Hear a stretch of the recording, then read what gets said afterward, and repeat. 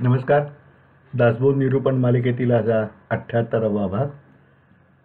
मागच्या भागापासून आपण बघतोय आता संपत आल्यामुळे आपण समर्थांच्या अष्टपैलू ह्याचा प्रज्ञाप्रतिभेचा थोडा थोडा अभ्यास करतोय आणि मग नंतर दासबोधाचंही बघतोय.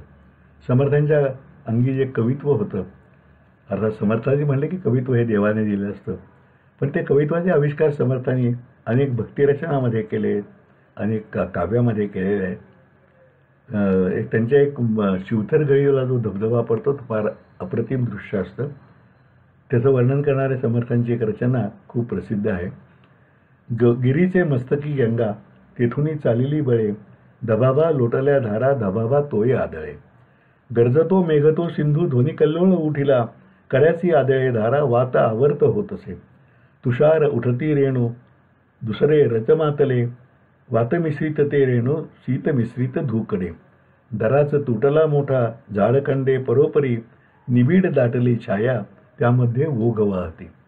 गरजती स्वापदे पक्षी नाना स्वरे भयंकरे, गडद होत असे रात्री ध्वनी कल्लोळ उठते. कर्दबू निवडेना तो मनाची साकडे पडे. समर्थांच्या हे आता जर आपण दुसरं कोणी म्हणलं तर कवीने केले असं आपल्याला सहज वाटेल. त्या धबधब्याचं वर्णन. विशाळ लोटती धारा ती खाली रम्य विवरे. कपाटे नेटक्या गुंफा तापसी राहती सदा, नेमस्त बांधली नाना उत्तमे निर्गळे स्थळे. विश्रांती वाटते तेथे जावया पुण्य पाहिजे, कथा निरूपणे चर्चा सार्थके काळ जात असे. प्रचित पाहता मोठी जन्म धन्यची होत असे, सत्संग सेवने आधी प्रचित पाहणे बरी. नित्यानित्य विवेकाने विचारे जन्मसुटिका, जलचंचळ जाणावे निश्चळाच्या ऐलीकडे. देवभक्त कसे रूप अंतरात्मा चोहीकडे, करता तो एकला आहे भक्त अनन्य होत असे. म्हणजे समर्थांनी त्या धबधब्याचं सुरेख वर्णन करताना सुद्धा शेवटी परमार्थावरच आणून ठेवलेलं आहे. तर समर्थांना संगीताचं खूप ज्ञान होतं. आपण दासबोधाच्या मागच्याही ओव्यात बघितलं, त्यामध्ये त्यांनी मंद्रसप्तक, तारसप्तक, मध्यसप्तक, खर्ज सगळ्याचा उल्लेख केला. समर्थांच्या जवळजवळ 400हून जास्त भक्तिरचना आहेत.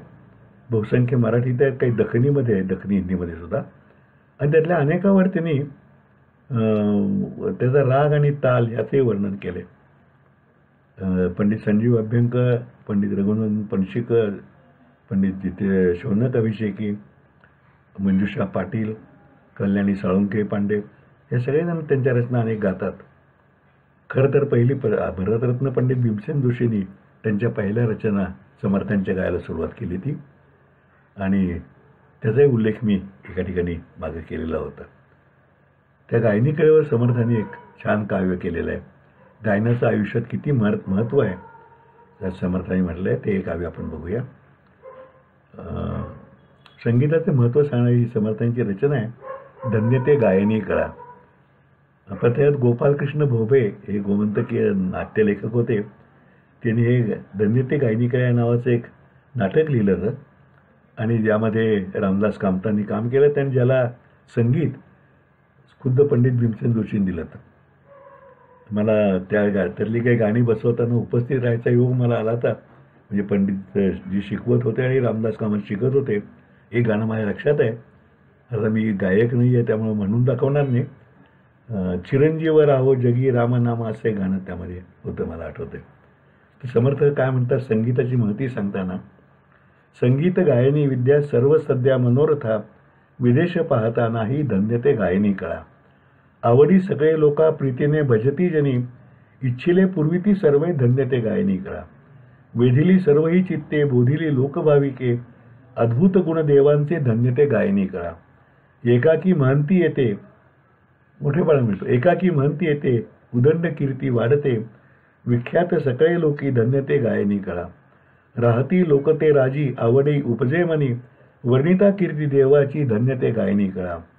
दुसरी भक्ती देवाची जगदोद्धारची होईजे, घमंड गाजते मोठे धन्य ते गायनी कळा.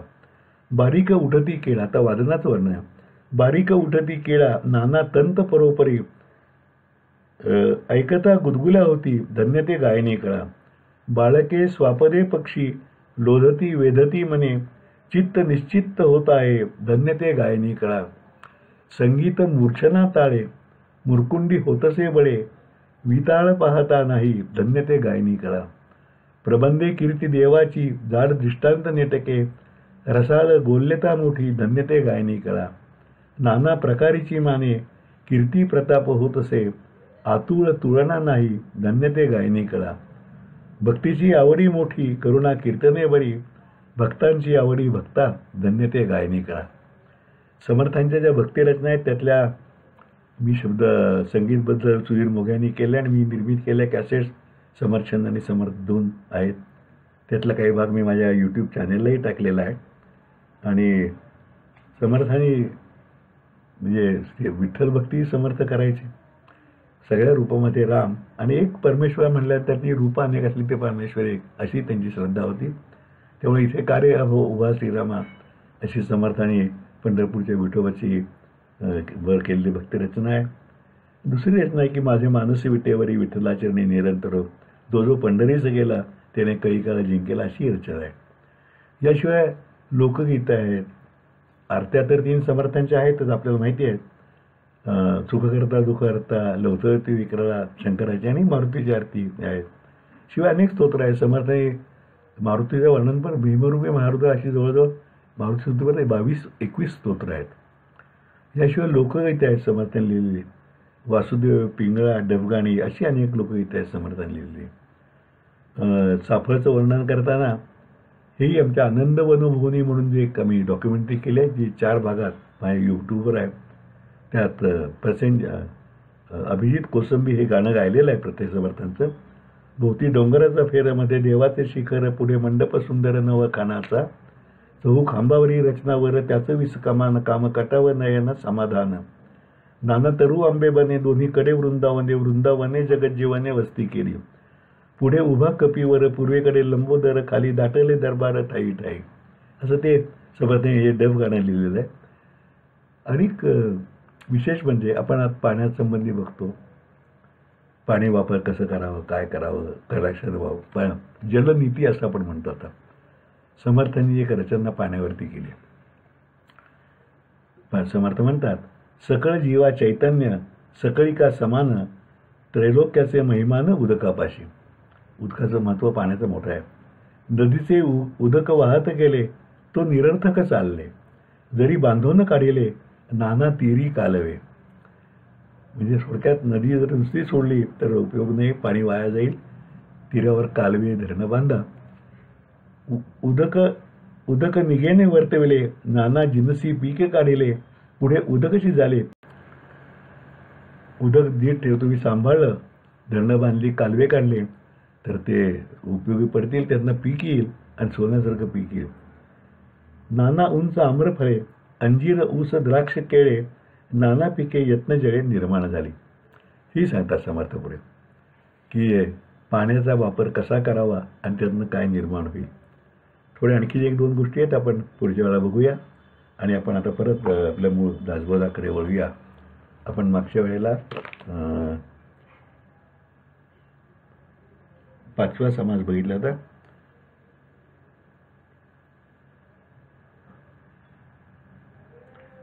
सहावा समास बघितला तर निम्मा 6वा पुढे चालू ठेवूया आपण. आत्मायाचे नाना गुण ब्रह्म निर्विकार निर्गुण. सूक्ष्म जितुके नामरूप तितके आत्मयाचे स्वरूप. संकेत नामभिधाने अमुप सीमा नाही. आत्मयाचे नाना गुण ब्रह्म निर्विकार निर्गुण. जाणणे एकदेशी पूर्ण गुण आत्मयाचे. आत्माराम उपासना तेने पावले निरंजना. निस्संदेह अनुमाना ठावची नाही. आत्म्याच्या अनेकविध गुणांचे वर्णन सांगता समर्थ म्हणतात वेद शास्त्रे आणि पुराणे यांचा अर्थ बाह्यांतरी दृष्टीला न पडता मनोमनी गुप्तपणे चालणारा परमार्थ आणि सर्वज्ञ झाल्यामुळे प्राप्त होणारे सामर्थ्य हे आत्म्याचेच गुण आहेत. परमार्थ मार्गातील प्रगतीवरून ठरणाऱ्या माणसाच्या बद्ध मुमुक्षु साधक आणि सिद्ध यामधूनही आत्माराम प्रगट होतो. शुद्ध विचारांची धारणा व तो झाल्यानंतर इतरांना बोध करण्याची प्रेरणासुद्धा आत्म्यामुळेच मिळते. जागृती स्वप्न सुषुप्ती आणि तुरिया या 4ही अवस्था आत्म्याच्या असतात. प्रकृती पुरुष पिंड ब्रह्मांड अष्टदेह एवढेच नव्हे तर मूळ मायासुद्धा आत्म्याचाच गुण आहे. परमात्मा आणि परमेश्वरी जगदात्मा आणि जगदेश्वरी महेश आणि माहेश्वरी ही सुद्धा आत्मरूपच आहेत. आदिशक्ती शिवशक्ती सर्वशक्ती आणि अनेक जिन्सांची उत्पत्ती स्थिती आत्म्याच्या योगानेच होते. पूर्वपक्ष, सिद्धांत, संगीत, नानाविद्या, गायन का हे प्रकट करण्याचे सामर्थ्य एका आत्म्याचेच आहे. अज्ञान, विपरीत ज्ञान व सत्यज्ञान हा ज्ञानप्रवास आत्म्याचाच घडतो आणि शारीरिक किंवा मानसिक हालचालीतून व्यक्त होणारी असद्वृत्ती किंवा सद्वृत्ती आत्म्यामुळेच प्रकट होते. जेव्हा एखाद्या साधकाला अलिप्तपण प्राप्त झाल्याचे आपण म्हणतो तेव्हा ते सुद्धा त्याच्या देहाचे नसून आत्म्याचेच असते. तत्वशोध, तत्वबोध आणि सुस्पष्ट विचार आत्मशक्तीमुळेच घडतात. सर्व उपासनांची सिद्धी म्हणजे आत्मनिवेदन होय आणि ते सुद्धा आत्म्यामुळे शक्य होते. नाना ध्याने अनुसंधाने, नाना स्थिती, नाना ज्ञाने, अनन्य आत्मनिवेदने गुण आत्मयाचे. ध्यान, ज्ञान आणि अनुसंधान इतकेच नव्हे तर परब्रह्माची अनन्यता प्राप्त करून देणारे अनुसंधान हे सुद्धा आत्म्यामुळेच घडते. सारांशाने पाहिले तर जेवढे जेवढे म्हणून सूक्ष्म जाणीवेचे प्रगटीकरण आहे ते सर्व आत्मरूपाचेच आहे. पुराणातून वर्णन केलेले 33 कोटी देव, 88,000 ऋषी, 3.5 कोटी पिशाच्योनी, 56 कोटी चामुंडा, 9 कोटी कात्यायनी आणि अर्थातच भूतलावर वसणारे कोट्यवधी प्राणी ही आत्म्याचीच रूपे आहेत. दभांगणातील सूर्य, चंद्र, ग्रह, तारे, नक्षत्रे, सूर्यमालनी, मेघमंडळे ही सुद्धा आत्म्यामुळेच आहेत. देव, मानव आणि दानव, सर्व जीव आणि भाव व अभाव हे सुद्धा आत्म्यामुळेच घडतात. असे आत्म्याचे गुण व प्रगटीकरण किती वर्णन करून सांगितले तरी ते पूर्ण होऊ शकणारे नाही, कारण त्याला सीमा नाही. आत्म्याचे असे असंख्य गुण असले तरी परब्रह्म मात्र निर्गुण आणि निर्विकार आहे हे परमसत्य ओळखले पाहिजे. आत्मा चंचल असल्याने त्या चंचलपणामुळे त्याचे वेगवेगळे प्रकटीकरण होत असते. जाणीव हा आत्म्याचा स्थायी भाव आहे, मात्र परब्रह्म हे पूर्णपणे निश्चळ आहे. आत्म्याची विविध रूपे व त्याचे आघात गुण पाहणे व त्याला आणि त्याहीपेक्षा त्याच्यामध्ये अंशरूपाने बसणाऱ्या परब्रह्माला ओळखणे हीच आत्म्याची खरी उपासना आहे. आत्म्यामध्ये असलेला राम पाहिला म्हणजे आत्मारामाची प्रचिती येईल असं सांगून समर्थ या समासाची समाप्ती करतात. आता पुढचा समास 7वा, दशक 20वा, समास 7वा, आत्मनिरूपण. त्याचे नाव आत्मनिरूपण असं आहे. मुळापासून शेवटीवरी विवेके विवेके विवेके विवरी, न कळता वाटे कोडे, कळता अवघे दिसे उघडे, म्हणून एकांती निवाडे विचार पाहावा. मुळापासून शेवटवरी विवेकी विवेके विवरी, तोची निश्चय थावरी चळे नाहीसा. कृत्रिम अवघे सांडावे, काही एक शुद्ध घ्यावे, जाण जाणो निवडावे सारासार. आत्म्याचे गुणाचे वर्णन मागील समासात केल्यानंतर आत्मा आणि परमात्मा यांचा परस्पर संबंध कसा जाणून घ्यावा याचं मार्गदर्शन समर्थन या समासात केले.